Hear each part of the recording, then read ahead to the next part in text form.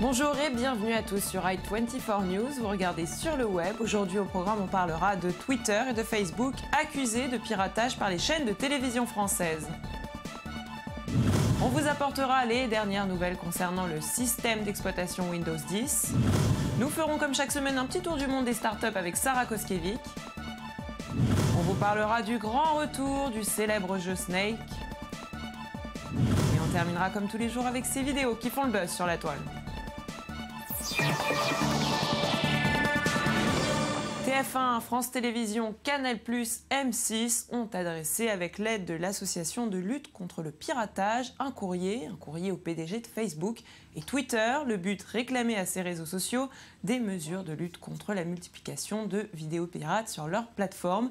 Dans ces lettres, les patrons français pointent du doigt l'accroissement de vidéos illicites publiées sur la toile, des vidéos dont ils détiennent les droits. Ces diffusions massives de contenus contrefaisants pourraient entraîner de très lourds préjudices. C'est donc pour cela que ces chaînes imposent à ces réseaux sociaux la mise en place d'une politique de sanctions et des technologies de filtrage. Faute de mesures, les sites et réseaux sociaux seront considérés fautifs et pourront être poursuivis en justice.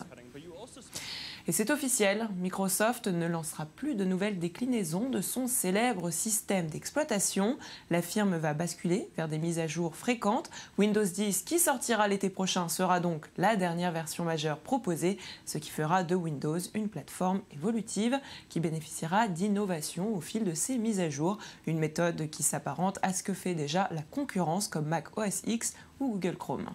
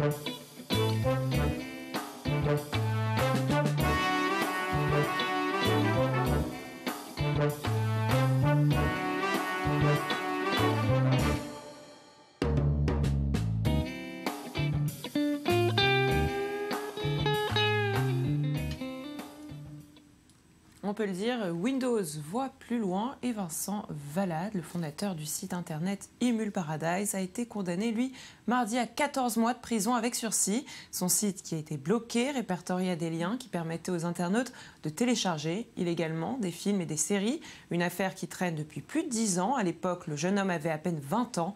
Il était à la tête du site de streaming le plus populaire de France. Lors de son audience, l'homme a expliqué avoir agi par passion. Les enquêteurs, eux, ont évalué les revenus engrangés par Valade à 418 000 €, des revenus qu'il doit surtout grâce à la publicité ainsi qu'un site pornographique qui était relié à sa plateforme. Allez, je vous propose tout de suite de passer à notre petit tour du monde des startups.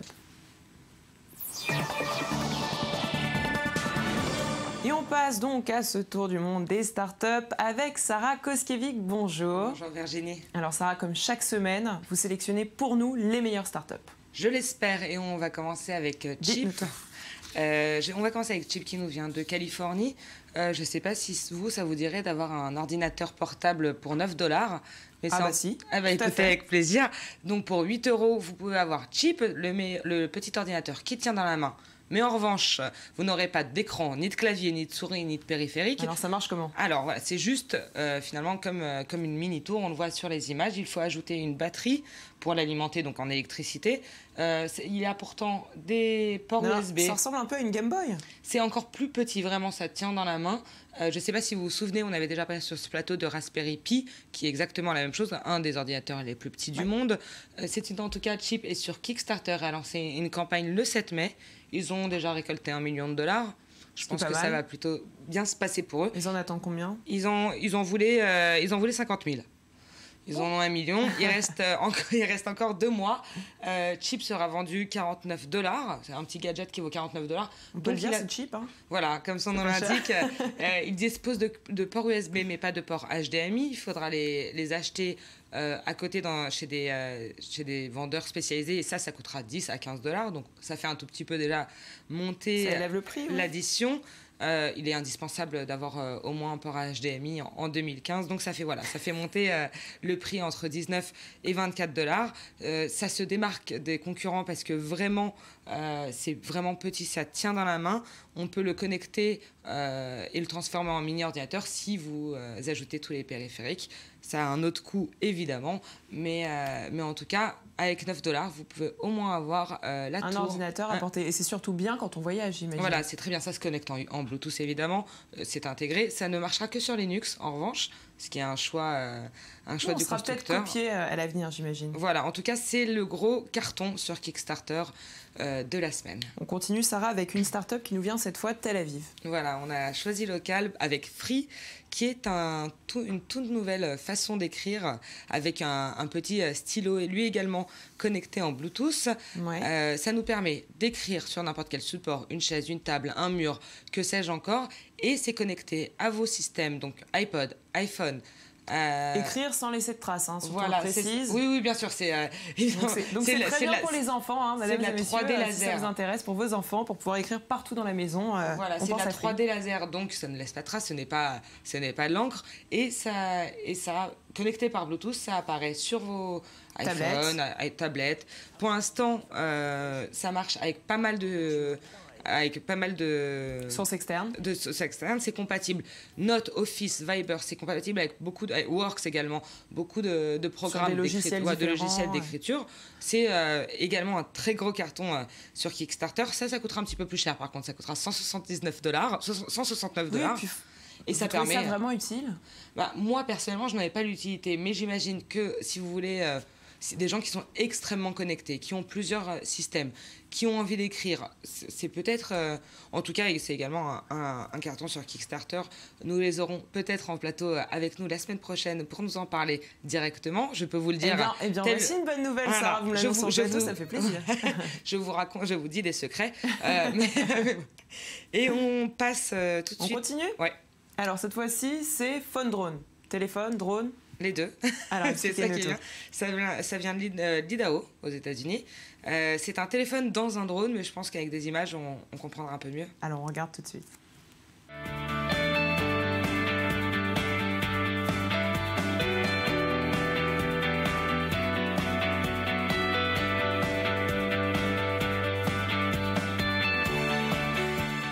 You can either fly phone drone autonomously with a single phone or pair it with another device for real-time control and follow-me functions.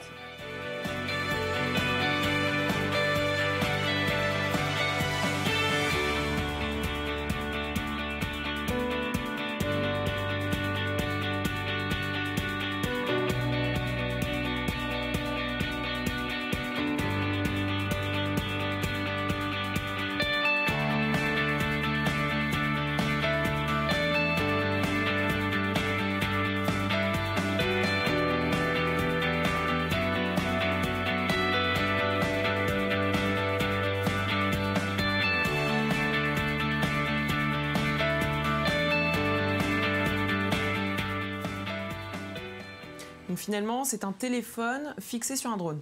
Voilà, absolument. Alors, vous l'avez vu, il y a 4 bras, 4 hélices. Et ça, c'est un appareil, c'est un drone qui vole jusqu'à 55 km/h, ce qui n'est pas négligeable. Vous mettez votre smartphone à l'intérieur du drone et il est autonome. Il vole de lui-même. Alors, c'est très bien. Alors il est autonome on a une télécommande. Hein. Alors, c'est pas exactement une... Alors, on voit une télécommande, mais c'est un peu plus compliqué que ça parce que, finalement, même s'il y a une télécommande, c'est relié à la batterie de l'iPhone. C'est-à-dire que si le téléphone n'a plus de batterie... Ça tombe. Ça tombe. Et ça se casse. Et ça se casse. Alors, ça pourrait Donc tomber dans l'eau, en plus. Et on perd le téléphone. Voilà, ça pourrait tomber dans l'eau. On connaît l'amour de nos smartphones pour le milieu aquatique. En général, ils s'en sortent jamais. C'est très rare. Alors, on peut extrapoler et penser qu'un jour, on pourra commander vraiment la batterie, enfin, en tout cas, toute cette autonomie via une Apple Watch ou un autre système. En attendant, Alors, c'est très bien parce que c'est léger, c'est pliable, c'est autonome pendant 20-25 minutes, ce qui n'est pas négligeable. Mais voilà, c'est vraiment relié à votre... à l'autonomie de votre smartphone. Donc, si c'est fini, ça tombe, ça se casse. Merci, au revoir le drone, merci, au revoir le smartphone. Et combien ça coûte? Ça coûtera $200. Et pour le moment, ils ont récolté 90 000 $. Là, en fait, on voit 2 téléphones, hein, si je comprends bien. Voilà, il faut bien le faire décoller. Un téléphone relié à un autre téléphone. Voilà, en fait, c'est relié au drone. C'est ça. Et donc, à l'intérieur du drone, la télécommande le du drone. téléphone filme. Voilà, donc la télécommande est livrée avec le drone, puisqu'il faut bien faire décoller le drone, et on ne peut pas le lancer comme ça. Mais comme le smartphone est connecté au drone, c'est le smartphone qui décide, en fait, au moment où, où le Bluetooth n'est plus connecté. Mais je vois qu'on peut aussi piloter le drone via son smartphone, donc j'imagine qu'il y a une application. On le pilote via une application, mais c'est le téléphone qui donne la batterie, en fait, au drone. Et non pas l'inverse. J'ai compris, très bien. Voilà, c'est un peu compliqué, mais c'est plus clair. Ça va être compliqué, ça peut être, en tout cas, ça peut être très sympa pour filmer de très belles choses sur son smartphone. Et c'est toujours moins cher qu'un véritable drone. C'est toujours moins cher. Ils voulaient 90 000. Ils en veulent 250 000. Ils ont déjà 90 000 $. Ça fait combien de temps, à peu près, une petite semaine? Ça fait une petite semaine. C'est la campagne de la semaine. Voilà, ils l'atteindront. Il reste 45 jours pour donner à ce produit sur Kickstarter. Si ça vous intéresse, merci beaucoup Sarah pour toutes ces informations. Restez avec nous et vous aussi restez avec nous parce qu'on continue tout de suite avec notre rubrique high-tech. Le traducteur de Skype et Microsoft est désormais accessible à tous et sans invitation. Une version bêta destinée aux utilisateurs de Windows 8.1 a été lancée. Elle permet de traduire en direct les conversations orales en anglais, en espagnol, en chinois et en italien, ainsi que vos messages dans 50 langues différentes, dont bien évidemment le français. En ce qui concerne les échanges courants, le système a fait des progrès.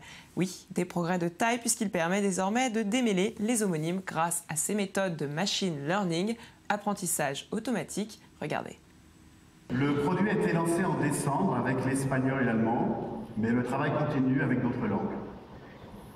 The product was launched in December with Spanish-German, but the work continues with other languages. Je corrige. C'est lancé avec l'anglais et l'espagnol. I correct to start with English and Spanish. Est-ce ta première visite à Paris? And your first visit to Paris? No, I've been to Paris at least 5 times. I visited a number of cities in Europe, including London, Amsterdam, Munich, and Athens, but my favorite city is Paris. Maintenant, j'ai été à Paris au moins 5 fois, visité plusieurs villes en Europe, dont Londres, Amsterdam, Munich et Athènes. Et dans l'univers du high-tech, nous avons rencontré Lily, une caméra volante qui va bientôt vous suivre partout, et ce dès l'année prochaine. Conçu par la société californienne Lily Robotics, il s'agit en fait d'un drone, et oui, encore une fois un drone, totalement autonome qui suit vos déplacements à la hauteur de votre choix. Ce drone, unique en son genre, sera disponible à partir du mois de février 2016. Regardez.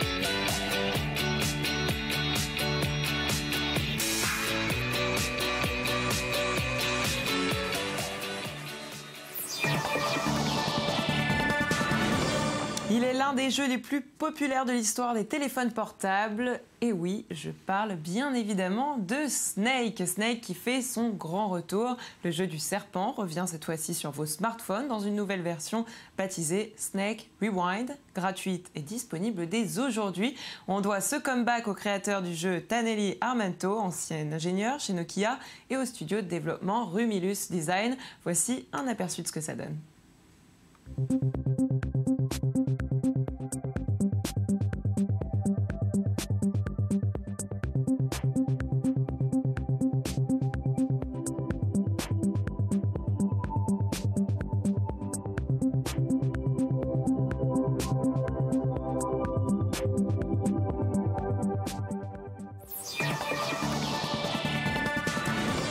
pas d'obligation militaire en Australie, le prince Harry a visité la base militaire de Linton, en Nouvelle-Zélande, où il a été accueilli de façon plutôt originale par les soldats avec un haka, cette danse guerrière maori à laquelle le prince a participé avec joie.